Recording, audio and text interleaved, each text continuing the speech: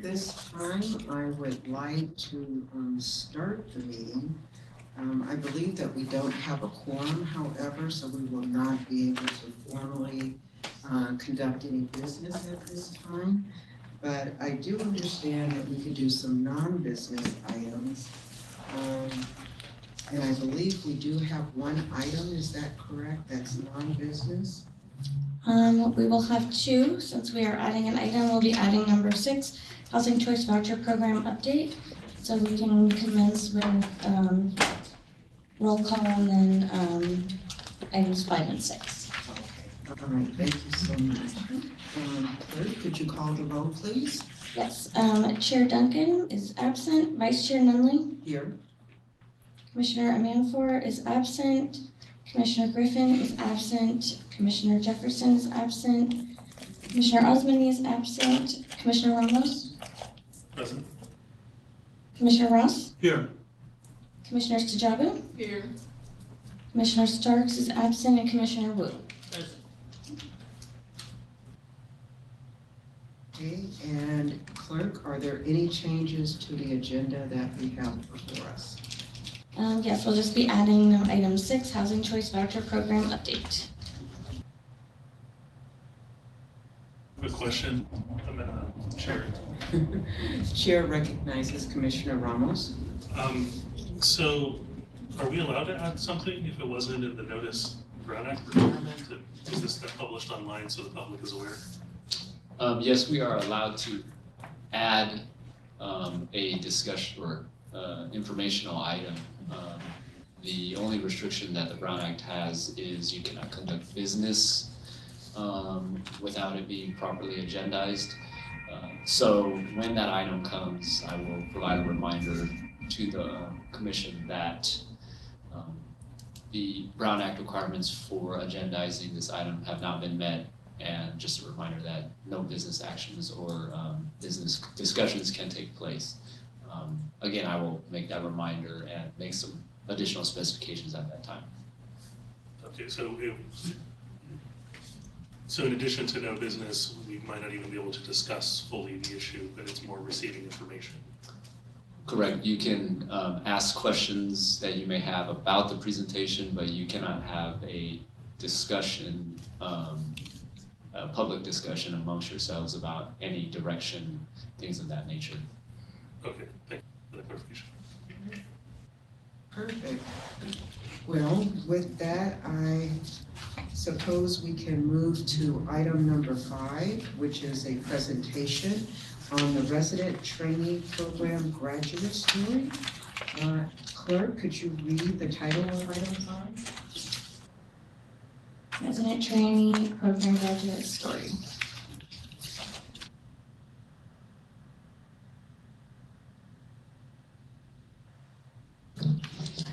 Good afternoon, Chair Nunley and members of the Commission. I'm Sarah O'Daniel, and I'm representing the Resident Services Department today. And I'm here to introduce to you Lamia White. She is a graduate of the Public Housing Clerical Resident Training Program. In public housing, we are always looking for ways to promote self-sufficiency through various initiatives, one of which is the Resident Trainee Program. In this program, we are looking for public housing residents who are willing to either take part in the clerical, janitorial, or the paint trainee program, where they are paid and receive hands-on training for a 2-year period, with classroom training as well. Lamia is a public housing resident and was a trainee in the clerical program stationed at the Housing Choice Voucher Department at 630 I Street. Here, the trainees were trained to provide good customer service, be supportive to the HCV staff, do database entry, work at the front desk in the lobby, sort the mail, and just a whole bunch of other items. Lamia was an exemplary trainee and graduated with high honors from the program. HCV staff was so very impressed with her that they hired her to work full-time as an SHRA employee. So without further ado, I'd like to introduce you to Lamia White. She is here to share her journey through the Resident Trainee Program. Thank you. Hello, everyone. I am Lamia White. I am a part of the Conventional Public Housing and FSS Ross program and a recent graduate of the Resident Training Program. I recently graduated from the program. It was March 8th of 2024 this year. So I'm going to go ahead and proceed with the backstory here. I have been it says, how long have you been a resident in the Housing Authority program? Well, I have been a resident in the Marina Vista community coming up on 16 years now. It has been since Mother's Day of 2008 to be exact. Okay, so ahead of moving into the Marina Vista my housing situation was a bit insecure and unsteady. However, I was living in a little duplex behind Sac City with myself and my 2 small children. I was incapable of keeping up with my rent payments on time, and in recognition of my landlord at the time, Miss Patricia, I'll never forget her to this day, she would allow me to pay my rent in split payments. It was just becoming a burden on me because once I would submit one initial payment, it was time for me to submit my second split payment. It was like a revolving door. So just about 6 months into living there, I had a conversation with my landlord expressing to her that I can no longer manage the rent payments. My landlord offered to lower the rent for me and try and help remedy my situation. I knew that it wasn't just going to be a legitimate resolution for me. So by grace, shortly after I had the conversation with my landlord, I did receive notification that I was selected for public housing. I went and I looked at the property I was selected for, and as a consequence of that, I began my residency in Marina Vista community 16 years ago. The program has impacted my life so much. Life on the program has installed a great space and liberty, which has allowed me the opportunity to navigate my journey without the presence of feeling burdened. I gained access to many resources and enrichment programs. I was able to have my children attend preschool on site. Everything that I required to raise my children was provided within my community. I can go on and on about how much the program has impacted my life. I'll just sum it up in a few words, which honestly will still never express the ways in which the program has positively impacted my life and still continues to do so 16 years later to this very, very day. The program has provided secure housing and durable balance, steady environment for me to raise my 3 children in. Why I decided to participate in the resident training program, my objective for wanting to participate in the program is I simply wanted to pursue higher learning while experiencing on-the-job training, all while being able to monetize and save money. I ultimately joined the program to first and foremost to save money. I was able to save a pretty penny for the past 2 years. That allowed me to fully fund my daughter's graduation and prom last year and to do the same for my son this year, amongst other things.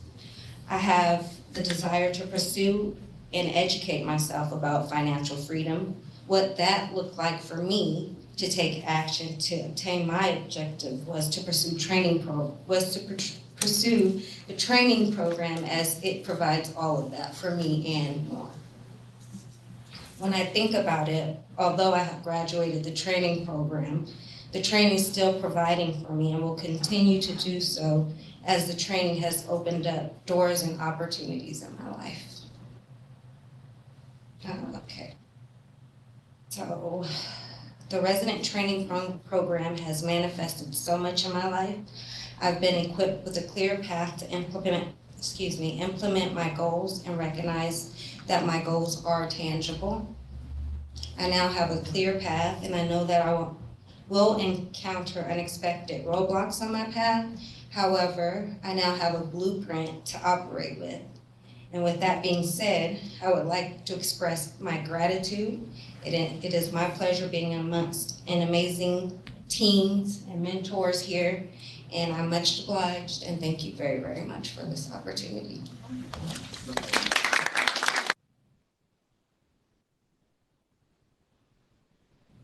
Are there any questions or comments from commissioners or from?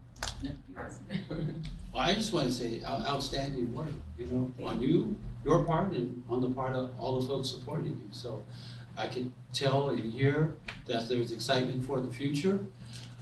I hope you will be an ambassador to other residents to say, hey, you can participate, you can make it.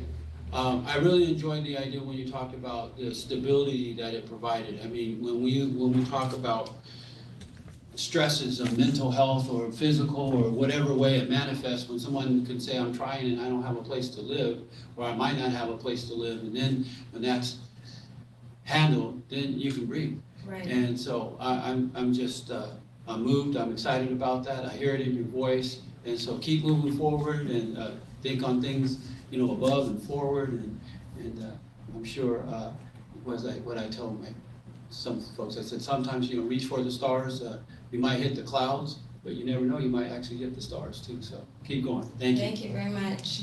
Thank you. Any other comments from commissioners? From our executive director? I was really just going to say how much we really, really appreciate all the hard work that you have put into me and Libya.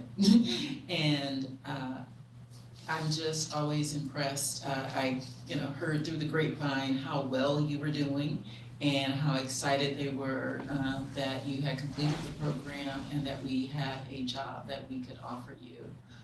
So, your dedication and just hanging in there and day in, day out, showing up and doing the great work has really put you to where you are.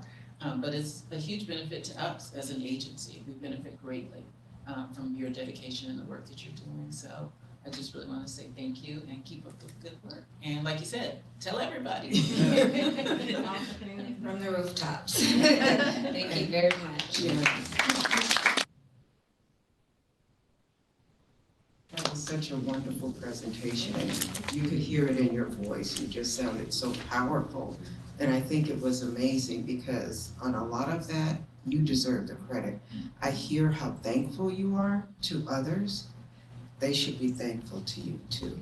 So just know that you are powerful. And it was really moving. Thank you for your presentation. If nothing else, I'd like to move on to item number 6. Would you please read the title of item number 6? Housing Choice Voucher Program Update. And once again, I just want to state here that this item has been added. It was not agendized in line with the Brown Act requirements. So it's informational only. As Mary Liz will explain, ACD is a housing authority of the county-run program. So they have the sole authority over the program. So really any direction that the commission might want to provide staff, that should be done at the board of supervisors meeting. When is that meeting taking place? The board of supervisors meeting in July as a public comment. Good evening, Commissioners. My name is Mary Liz Paulson, and I am the Director of the Housing Choice Voucher Program. And I'm here to give you an update on the Housing Choice Voucher Program. So part of managing the program is always looking at how things are changing as far as the number of families that are leasing up, the number of families that are looking for units, and balancing that against the amount of funding that we have. As recently as December, HUD was encouraging us to continue to lease up and continue to grow our program. In February, we received notification from HUD that we needed to look at together how much funding we had and how we were going to continue to provide assistance to our families. So they were looking at projections, as we do always. We look at the projections and kind of scope it out at least monthly, and sometimes right now we're looking every week, or depending on what's happening, every other week, as we're continuing to decide about how many more families to pull from the wait list, issue vouchers to seek housing assistance. So in February, had contacted us and said that they didn't think that there were going to be sufficient funds to be able to continue to grow the program as we have been growing. If all of the trends continue, there would not be enough funding. Now, let me tell you that we were having this discussion in February. Our fiscal year is a calendar year, so this is very early in the year, and we did not have a budget. In fact, we'll talk about it, but we still don't have a budget for this year. Congress just approved the appropriations on March 9th, and so they have 60 days to tell us what our budget is. So today, right now, I still don't know exactly how much funding we have, but all indications are if we project what is reasonable for us to get, that there will not be funds to continue to grow our program. So again, it wasn't a surprise. We came to the same conclusion before they did.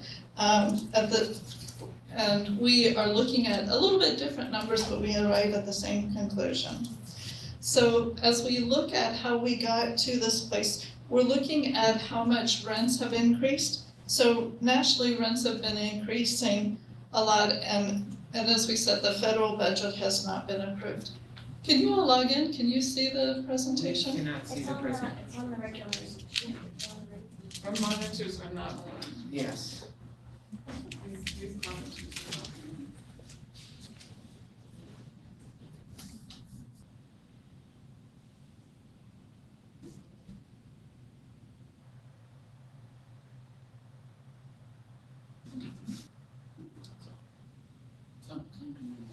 Is it on the top? Oh, I think I found it. I found the on button. Yay. It's on the top.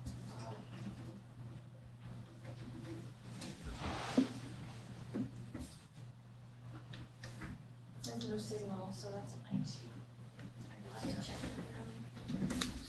Sorry. So sorry, but there is a presentation behind you. Not very convenient, but you can follow along that way if you'd like.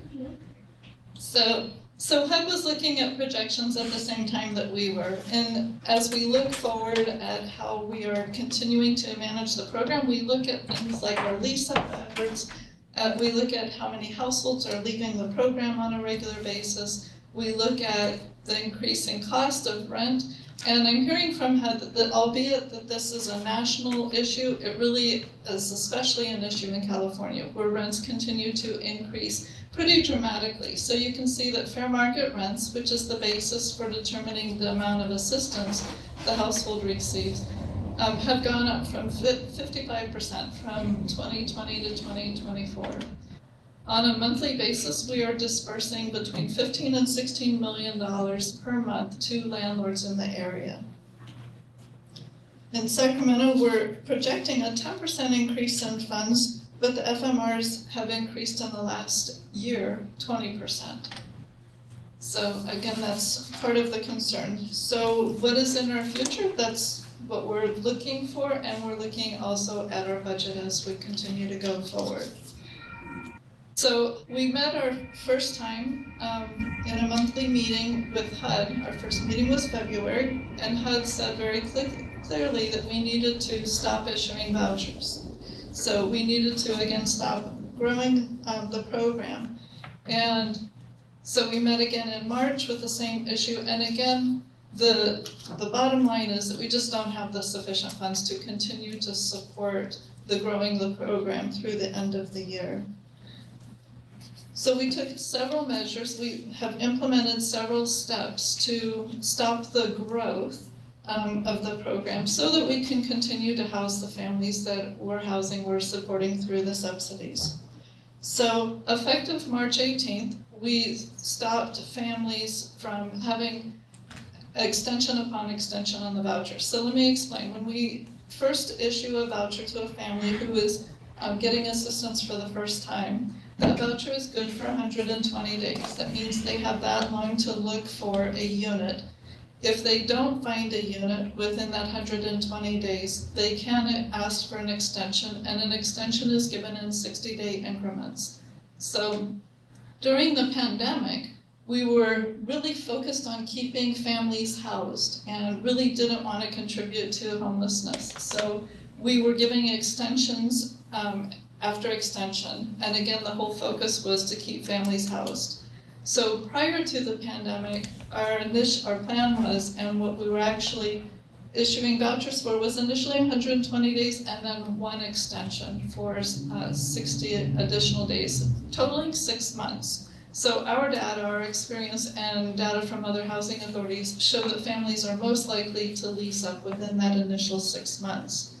So we started issuing families as of March 18th a notice when they were asking for an extension, telling everybody this is their last and final extension. So everybody had 60 days notice as their voucher expires, so it's kind of a rolling time period, that they needed to find a unit and to lease up.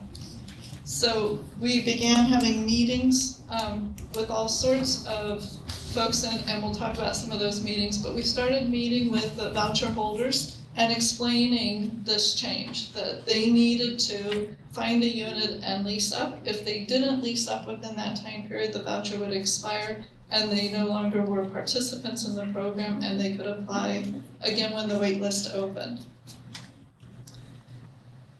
So we have added information on our website with listing resources for families that are looking for units. And we have recommended that they look at affordablehousing.com, which is where we refer landlords to post units that are available, so that landlords who are looking for tenants can find Housing Choice Voucher participants that are looking for units. So all the way through our process, we've been as generous as we can. The regulations just require a 60-day initial period for the voucher. We have started with 120 days. We could have stopped all of the vouchers from extensions, but we gave everybody a last and final opportunity. Our job is to house families, and that's what keeps us going and gets us up out of bed every day, because we want to go help families, and so really that's what we're here to do. So we're balancing that and then trying to manage within the budget as well. The second thing that we did is we notified our project-based voucher contractors that they could not increase the units, the number of units that were included in that contract. That's something that they can do as a unit becomes vacant. They can add that to the contract, and then we add a project-based voucher unit there. That's growing the program. We need to stop growing, so we notified them they could no longer increase the number of vouchers on their site. We also worked towards stopping issuing vouchers. We said that we would no longer take referrals as of April 1st. And so we messaged this, and there's been a lot of community response, a lot of concern about not continuing to take voucher, or not continuing to take referrals and stopping to issue the vouchers. There were some exceptions that HUD had called out that was kind of as this rolled out, there was some misinformation in the community that was partly on our doing as well, because the information was coming to us from HUD as well. So for example, the VASH program, which is the Assistance to Veterans, is exempt from this. So we can continue to lease up veterans. We still have an increment of specific funding, specific vouchers for the veterans, and we can continue to use that and lease that up. We also have a program called Foster Youth Initiative, or FYI, and because that's a recent award, we can continue to use those vouchers to lease up previous foster youth. And then there's another program you may have heard of through the meetings group called Shelter Plus Care. This is not really a voucher program, but it's a program administered by HUD to provide assistance to folks who are really the neediest, the folks who really need the supportive services to be able to remain independently housed, and this program is exempt also. So we're not allowing families with project-based vouchers to move with continued assistance. What happens when a family is living in a unit that has a project-based voucher and they want to move, after they've been there for a year, they can request a tenant-based voucher, and if we have a tenant-based voucher available, it converts. It's kind of behind the scenes, they don't see all of this, but they move out, get a tenant-based voucher, and then we are obligated, committed to backfilling that vacant project-based voucher unit, which means our program grows. Every time someone moves out with a tenant-based voucher, that's growing the program. So we send a notice to all of our residents living in the project-based voucher units, letting them know they can move if they want, but they will not have the tenant-based voucher, so they can move without assistance. And if they choose to do that, they'll be on a waiting list, so that when we do have tenant-based vouchers available, they actually will be the first to get them. So, and then families are encouraged, therefore, to remain in the project-based voucher units and not to move at this time.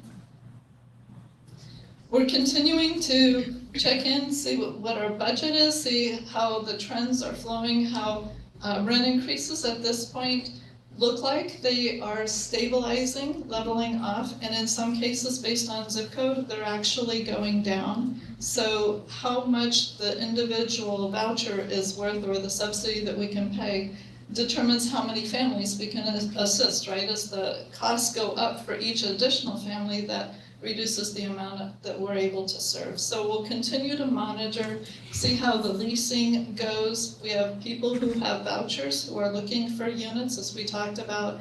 The costs are changing. We'll continue to monitor all of that. And we'll see how it goes, if we need to implement any additional changes. So 2024 will be a year of monitoring and adapting, making changes as we need to so that we can live within our budget.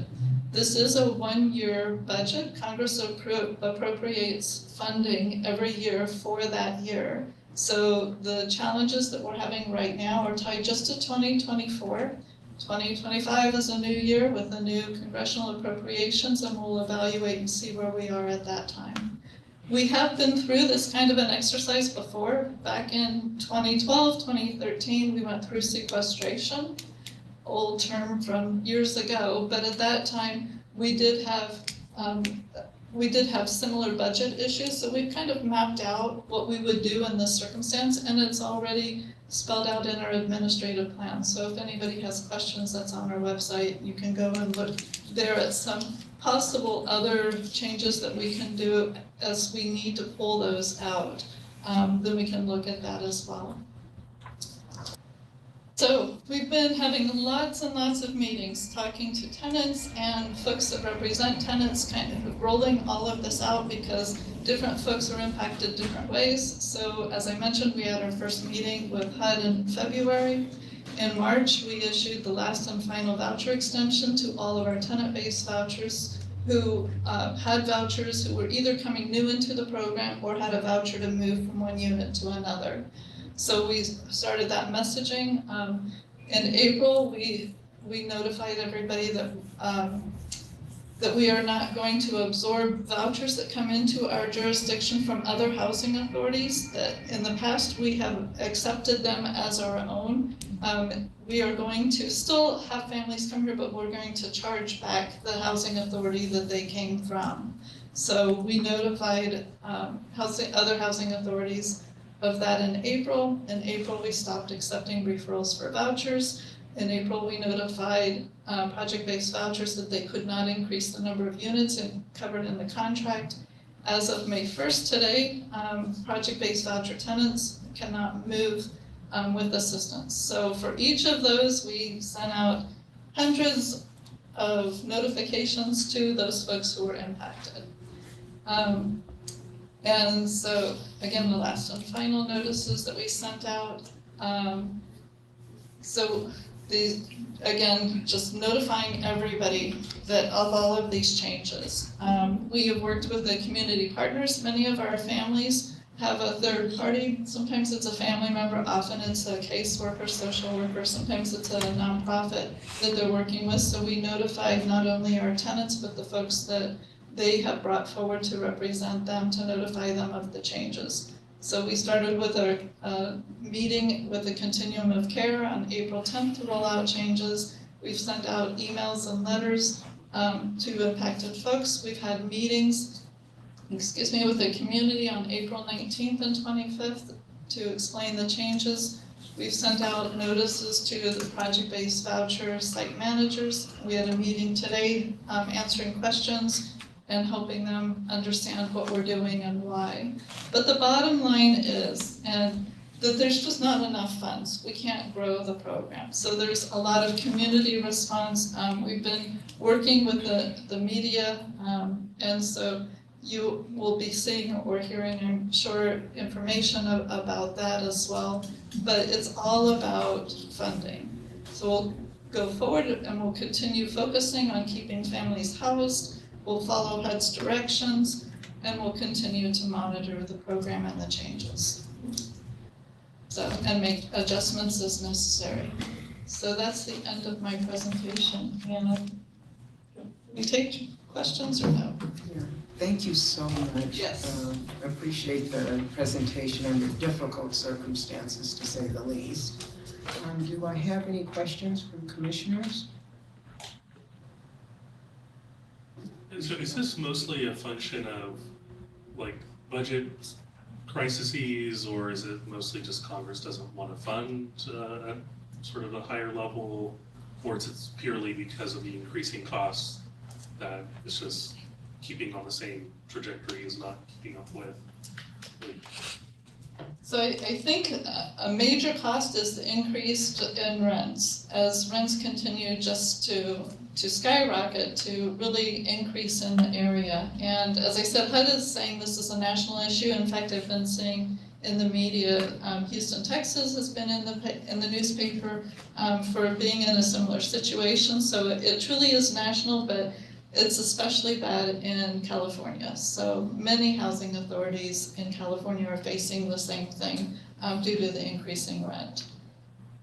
And is there not much interest at the federal level to like address this issue? Like, is there any hope that I know the federal budget appropriations are always like a difficult political battle, but is there any proposal?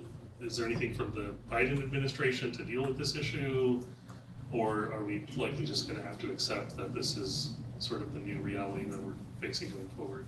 Well, I think we're early in the process. Housing authorities have not been formally notified of the budgets that are available to them yet. So there hasn't been a lot of information about what exactly that shortage may be, or the reining in of vouchers. I think that's to come. And so we'll see what happens with that. Typically, HUD also makes funds available to cover some shortfall, and we'll see if that is sufficient, or I suspect it's not. But it's early in the process to start hearing those kinds of comments and discussion. And just to speak to, kind of what's going on at the national level, I think that,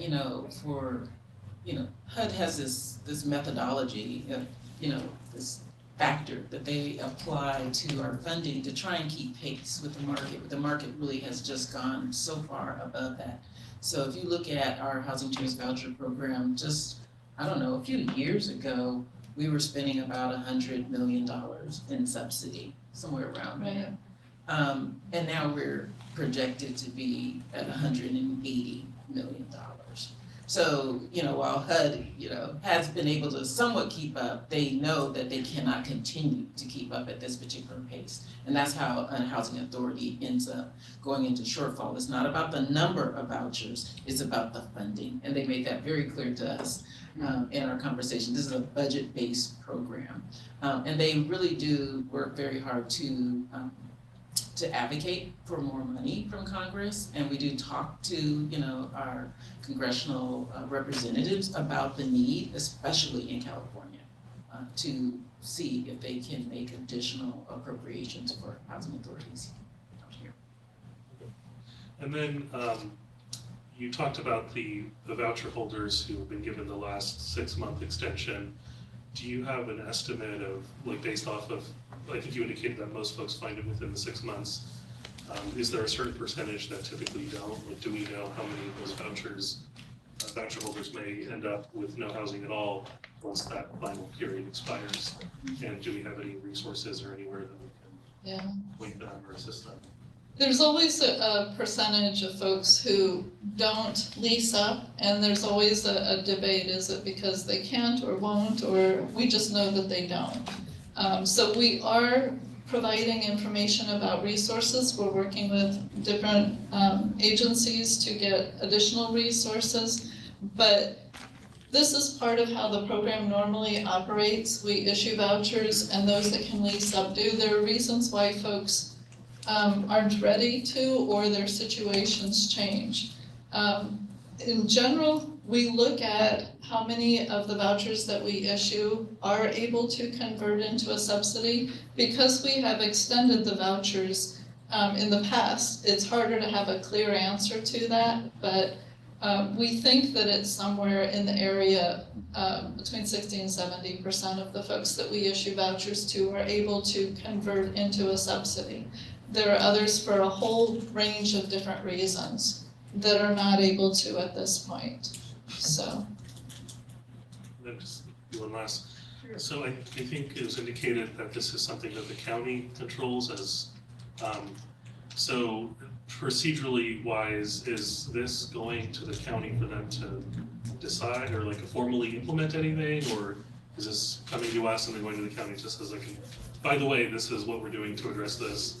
Are there any further decisions that the county housing authority is gonna make, since it's going to the county?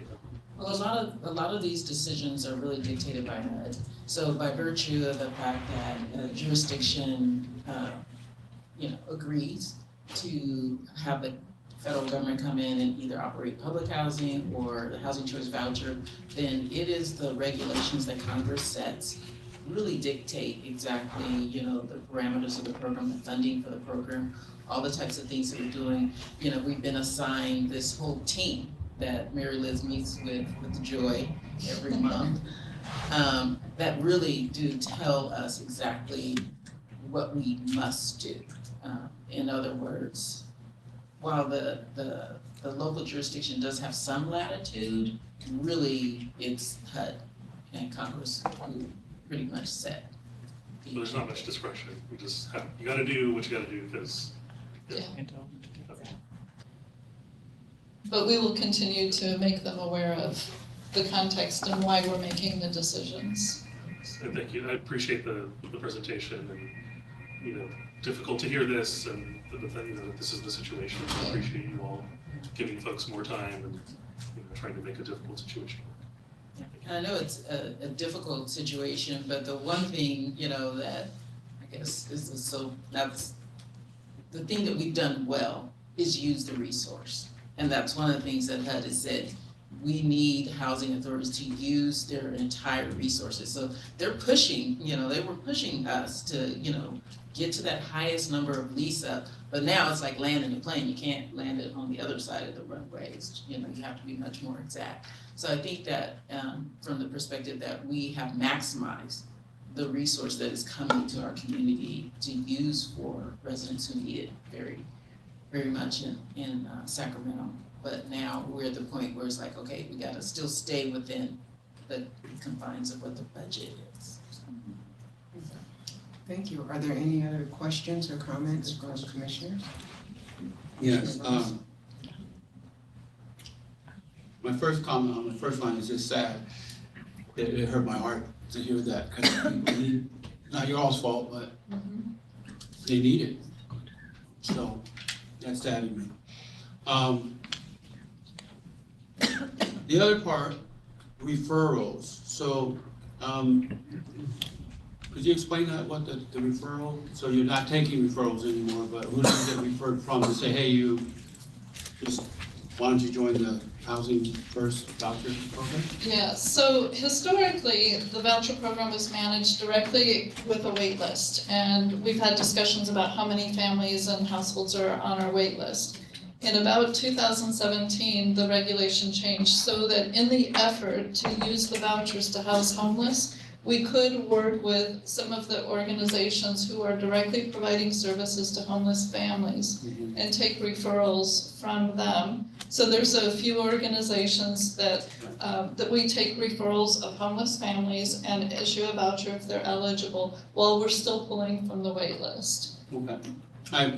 That's what I was thinking, but my second question is, so those that have to return, like when the time runs out, do they have to return to the waiting list and get back on the lottery? So they made it, and now they have to do the whole thing? I think it's traumatizing, but anyway. All of this is, yes, Okay. for sure, you are right. But again, It's that's hard why to we're get there. trying It's to, hard to get there. Yeah. No, I know, because I knew someone who tried to get there and they got it. yeah. Anyway, not your all's fault, but, Right. okay. What's the difference between housing-based versus tenant-based? So there's two types of housing choice voucher programs that we were talking about. One is tenant-based, and that's, when you think of the voucher program, that's typically what you think of, where the family is determined eligible, we give them a voucher, they go out into the community and they find a landlord that is willing to take the voucher Right. and accept rent in two payments, one from the tenant that's based on their income, and the other is received from the housing authority that covers that difference. That's the tenant-based program, and that's the majority of our program. And then the family can move from one unit to another, and as long as they're still eligible, then they can transfer that assistance, and there's not an end time period for it. The other program is called project-based. That's where the assistance is associated with that particular unit. Got it. As long as they live in that unit, they get that project-based voucher assistance, and if they move out, they leave the assistance behind unless they convert to a tenant-based voucher.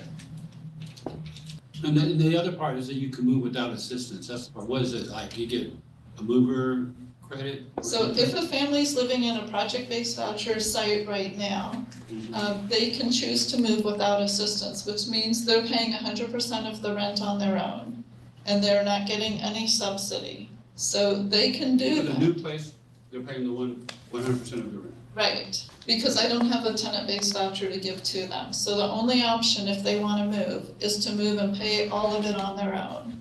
So that would just be someone who's finding their own housing, Right, like the right, general population, I Like found. exactly. Okay, And then when I have a tenant-based voucher, those families that have moved without assistance, who have kept in touch with us, because we need to know that, then they can get a tenant-based voucher, and they'll be first in line to get a I tenant-based see. voucher. Okay, thank you. That's all. Any other questions from commissioners? I do have one thing I just wanted to be sure, because I thought I heard you correctly, and please correct me if I didn't. You said potentially, since you don't know the budget may be going up maybe 20%, I think I heard you say, or something in that range, you're Yeah. not sure. And then, on the other hand, we've had rents go up 55%, which is a huge delta. Right, That is what you're trying to get your arms around Right. and really try and control, because that's just, I mean, it's amazing. It's Right. like 35% decrease. You Yeah. have to almost cut people off, and that's significant. So Let's- not only not grow, right. shrink. That's what we're trying not to do, and that we're really working to protect the families that already have vouchers, that are stable and receiving the assistance. So the takeaway from what you said is we are expecting an increase, but we are not expecting the increase to cover the increase in rent. The increase in rent and the need is greater than we anticipate the dollars covering. Really sad. Thank you so much for the presentation. Sure. It's very good information, and we really appreciate your hard work. Thank you. Maybe, I guess my last comment would be maybe folks could get into that employment program that I don't know, would that help The them? trainee program? Yeah, Lamia is our ambassador, yeah, so if they, yes, yeah, if they were able absolutely. to get additional income, it may help them. Okay.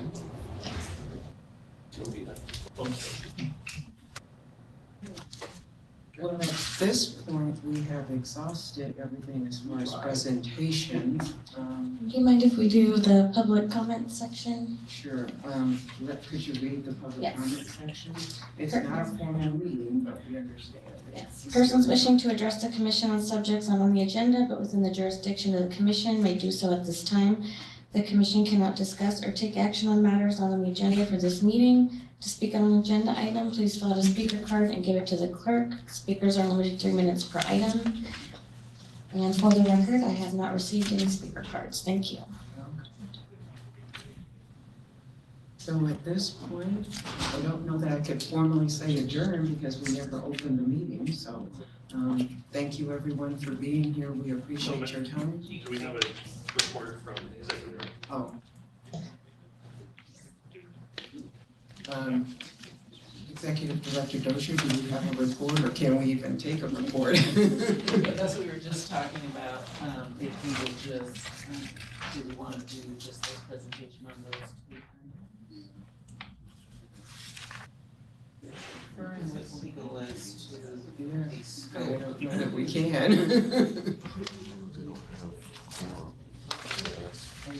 I do. I don't know about one.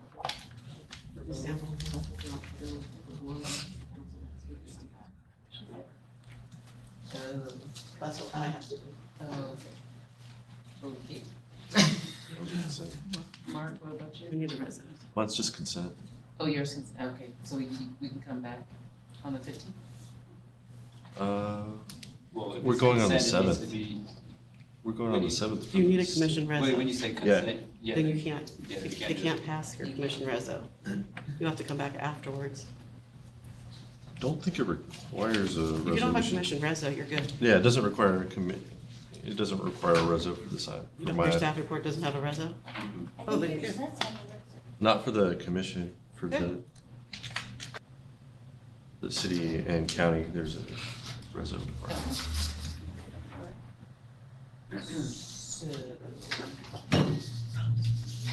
So I just want to make one thing clear, because no quorum is present, obviously no business can be adopted, but,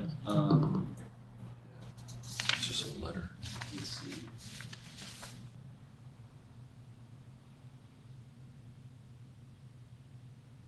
I would advise that, limited business be discussed, if any at all, due to the lack of quorum as well. You said no business discussion. Yeah, I would advise not Yeah. discussing, having a discussion of actual business action if you don't really need to, due to the lack of quorum. Okay. Yes. Thank you for that, appreciate it. I'll do my executive director's report. We've got to come back. But some good news, I want to say congratulations to Commissioner Ross, who has been reappointed by the county for another 4-year term.